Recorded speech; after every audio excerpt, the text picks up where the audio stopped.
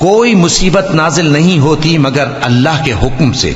اور جو شخص اللہ پر ایمان لاتا ہے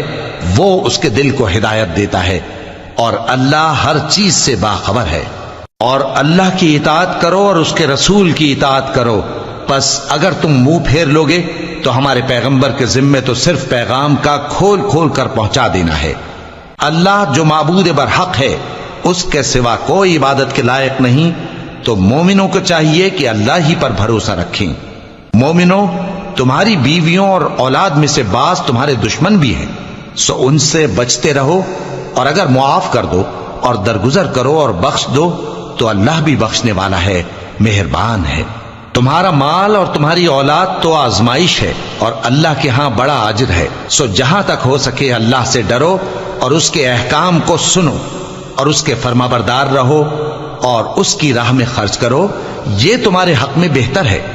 اور جو شخص طبیعت کے بخل سے بچایا گیا تو ایسے ہی لوگ راہ پانے والے ہیں۔ اگر تم اللہ کو نیک نیتی سے قرض دو گے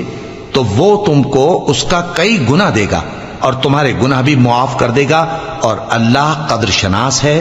بردبار ہے، پوشیدہ اور ظاہر کا جاننے والا ہے، غالب ہے، حکمت والا ہے۔